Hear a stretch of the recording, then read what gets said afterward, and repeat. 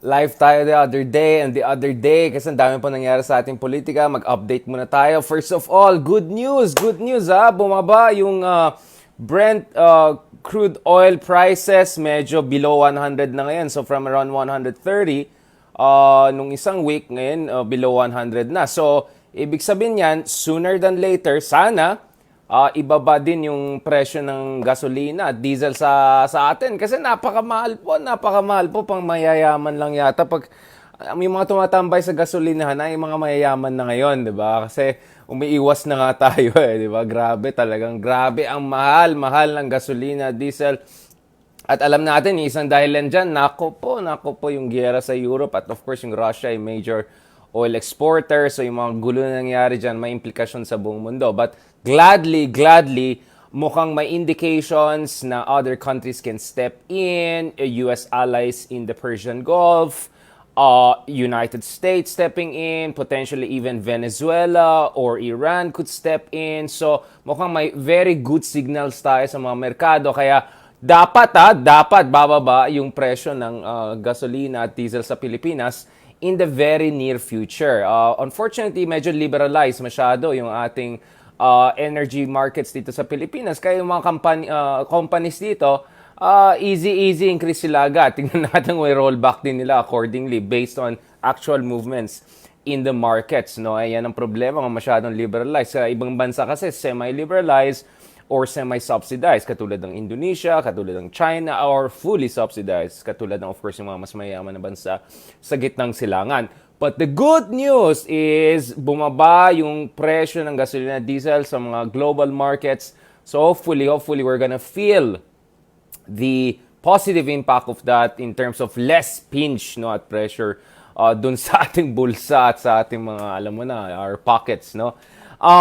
At the same time, alam natin, yesterday, bumisitang tatlong prime minister/leaders from the European Union. Ito yung medyo mga bansa na kasama dati sa satellite states ng Soviet Union. So they're showing solidarity with Ukraine. I think the message is very clear. Ayaw natin maging kasama dun sa sphere of influence ng Russia. Gusto natin mag-move forward. We want to be independent, autonomous. So that was a brave move from 3 European Union and NATO member leaders to visit Kyiv, not Kiev, but Kyiv, to show solidarity and support. At just hours earlier, nalaman din natin na si Biden, pumasa po sila ng, I think, $13 billion in support package to Ukraine. So, huge yung nagiging support ng US ngayon, even though hindi nila alay ang Ukraine. Ukraine is not even a strategic partner yung level ng Singapore. Forget about treaty ally. So, that tells you a lot. Kung sakali yung isa sa mga malapit na bansa sa West will get into trouble, then help could come in many ways. And European countries are making huge sacrifices by imposing these sweeping sanctions on Russia, which now is the most sanctioned country on earth. So I'm sure tinitignan ng China yan. Not to mention, eto na, mag-1 month na po yung giyera, which is horrible. It also shows the limits of military power of authoritarian superpowers. It also shows the power of resistance. Taiwan po ay tumitingin sa nangyari ngayon at they're encouraged because, I mean, of course, they're sad and it's a tragic situation. They're standing in solidarity with people of Ukraine.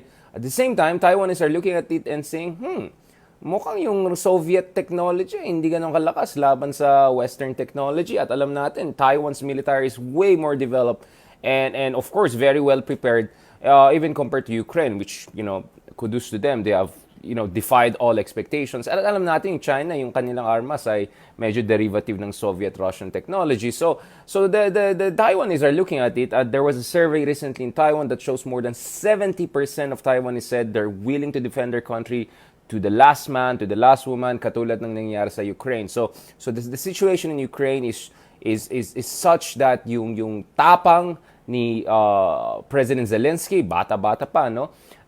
And the courage and the patriotism of the Ukrainian people is actually inspiring a lot of support from outside world. And hopefully, this will push all important parties into the negotiating table. At nakita natin, pati China po ay nagko-contribute dito sa peace negotiation process and all. Kasi yung China po ay nila maging pabigat yung Russia sa kanila at medyo ipit din sila. as much as inis na inis sila sa West, they don't want to be the next target of also sweeping sanctions by the West. So yon, medyo may mga encouraging developments na nakikita natin na nangyari on multiple fronts, no? So sana naman we move in the right direction. I hope some people realize na senseless wars don't make sense. As simple as that, no? As circular and self-evident and truistic as that sounded. Now. Puntahan natin yung sinabi natin. Hindi naman tayo nagpa-false advertising. Alam naman natin na yung isang usapin ngayon sa Twitter, sa social media, ay yung potential endorsement ni Pangulong Duterte for someone who is not named Ferdinand Marcos Jr., no? I think what we have realized very clearly is that President Duterte is not, let me go British, not much given to the possibility of Bongbong Marcos becoming the next president. I'm putting it nicely. I think the president made his feelings quite clear about, leadership skills or lack thereof of the current front runner. I mean, that's perception ni Pangulong Duterte, already expressed it. He said other things that, we rather not talk about now. And, for quite some time, Mayor Isko Moreno has been openly courting the support of President Duterte. And then meron tayong yung Isko and Sara, tandem na fino-forward ng mga ibang allies ni Pangulong Duterte.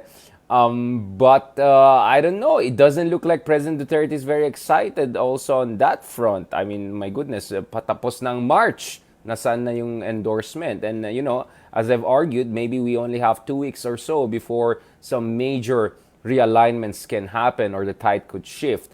Now, and this brings us, of course, to Leni Robredo, Vice President, duly elected Vice President Leonor Leni Robredo. In the case of Leni Robredo, of course, she's still firmly second in the surveys, although the gap is a little bit big based on some of the surveys we had, based on numbers back in February, up until third week of February. So, yung Pulse Asia survey, hindi kinover yung mga developments in March or even the last week of February. So, until February, I think, 23. Yun lang na-cover niya. So, limitado yung coverage na. But of course, the surveys give you a snapshot of the overall lay of the land. And alam natin, over the past quarter, the numbers haven't been as encouraging, I would say, perhaps for the opposition or those who want to contest the current front runner. Dahil sa pandemic nga, purong frontliner, of course, ang inisip natin, mga ating mga totoong true heroes, no? Now, speaking of the front runner, right? So yun. So, I think it's very clear that President Duterte is not excited to endorse Bongbong Marcos, which says a lot, right? Which really says a lot. Sara has this alliance of convenience, of course, with the Marcoses now. That's her decision, or that's the decision of a certain wing within the Duterte house of Duterte. But the president doesn't seem to be very excited. And now we have a situation whereby key members of the administration bloc or ruling coalition, executives within PDP Laban, coming out and endorsing Leni Robredo. And I think was this in the case of, nakita natin yung memes, so I have to confirm that whether yun talagang sinabi ni Governor Evardone na my decision to endorse VP Leni carries the blessing of the President. Based on President Duterte's television interview last Saturday, I get the sense that his heart is for VP Leni. So, whoa. And of course, again, I have to double check this. I have to confirm. Tawagin natin si Tatay. And recently, nagta-trending yung Robredo Sara. Parang, that's an interesting one. So we have we have Unit Team, and then we have Rosa. Like, ibang klase, talagang Sara, ano na siya, tinatandem siya sa top 3 leading candidates, no? So that's something that tells you something about the nature of our politics and lack of party politics at all, or really clear ideological lines. Parang labo. Now, of course, Vice President Leni Robredo and her team have not endorsed this. Let's be very clear about it. Pero marami tayong naririnig na mga Rosa, mga Karosa people, mga ano bang tawag?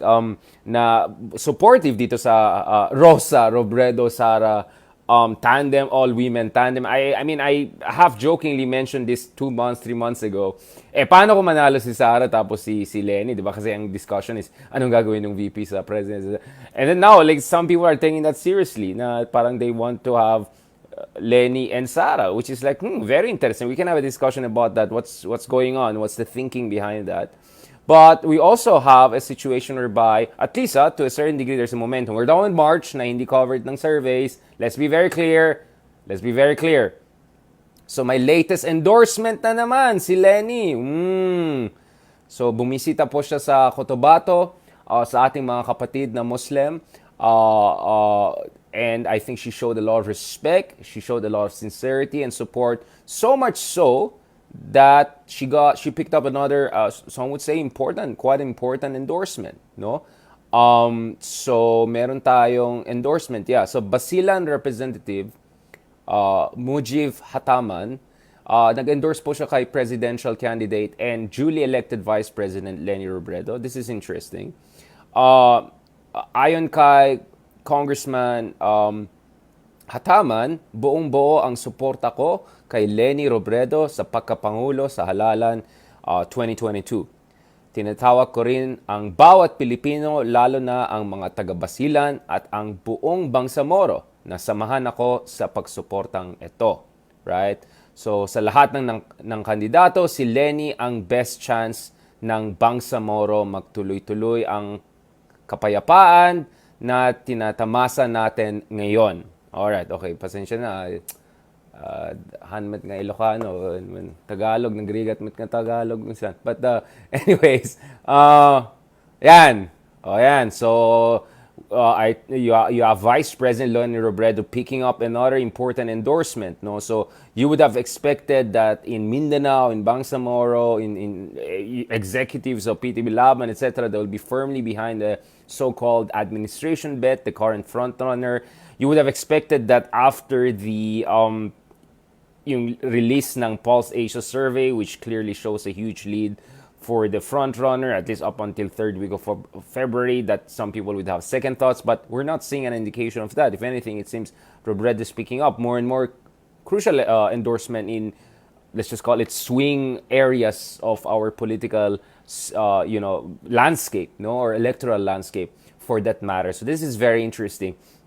Nonetheless, let's go back dito sa issue ng Pangulong Duterte, PRRD, at kanyang endorsement. No? A part of me, to be honest, parang ang sense ko dito, so of course, there are many layers to it. First of all, will any endorsement come with strings attached?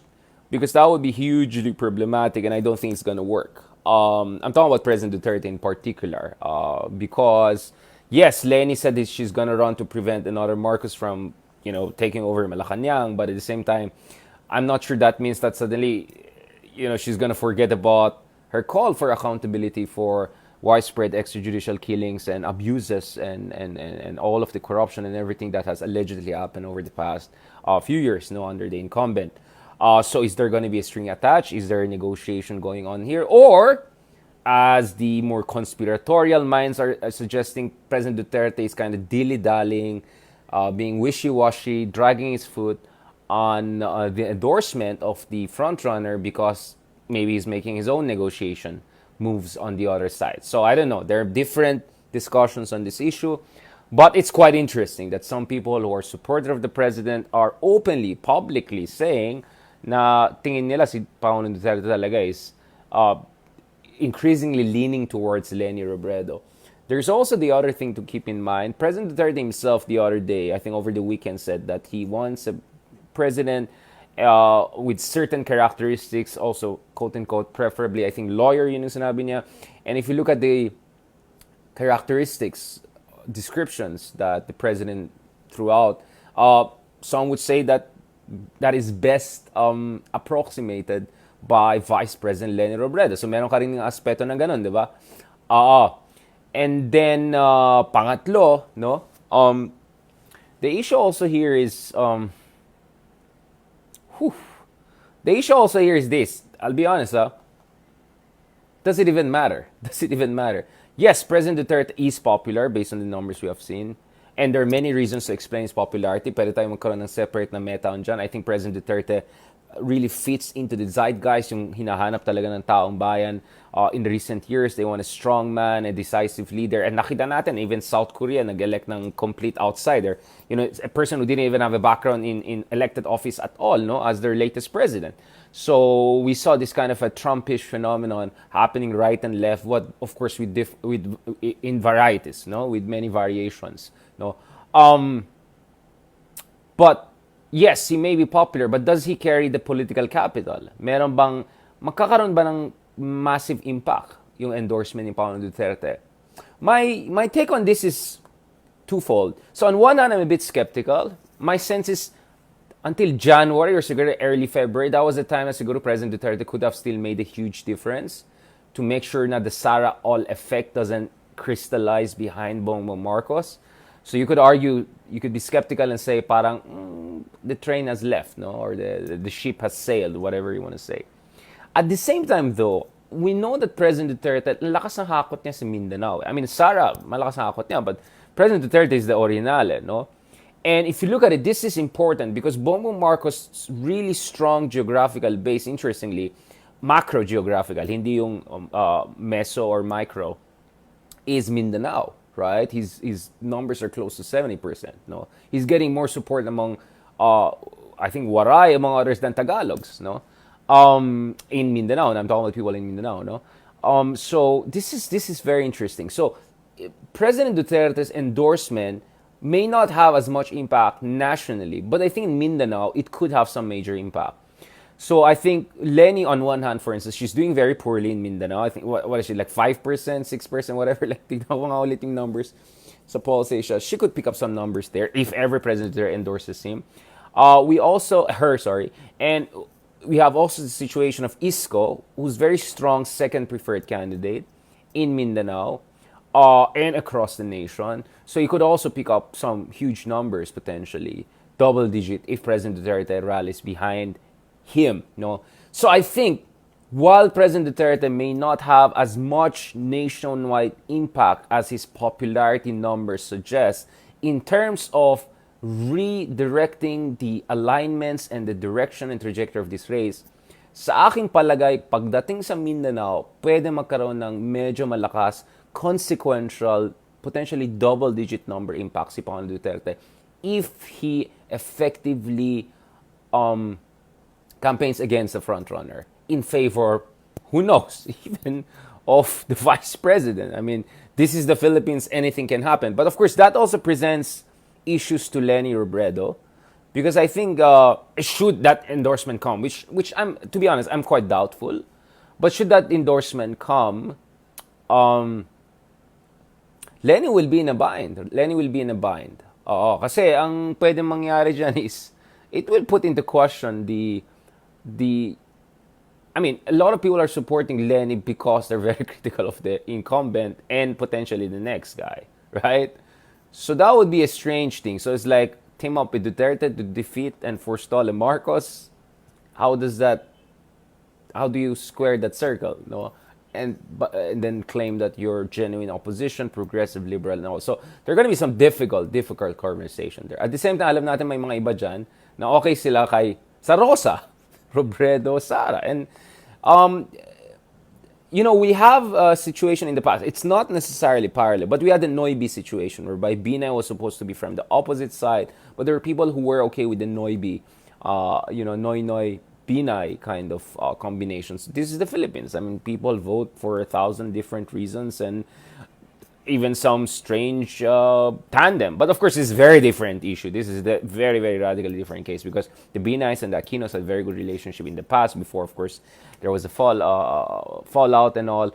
In the case of Leni and Robredo, of course, it was a very hostile relationship, more on president's side towards Leni for quite some time. And then now to forestall Marcos, potentially him endorsing opposition. I'm not sure that works or that's tenable, but you're having some of the top supporters of the president and folks within the PDP laban making arguments along those lines. So ano po ang nangyari dito? So yan, I'll keep it there because I can say more, but medyo masyado ng speculative, medyo masyado ng baka mahirap na. Alam niya na this. O, ano mga tanong niyo dyan? Ano mga tech nyo dyan? Sa ngayon ba kayo na may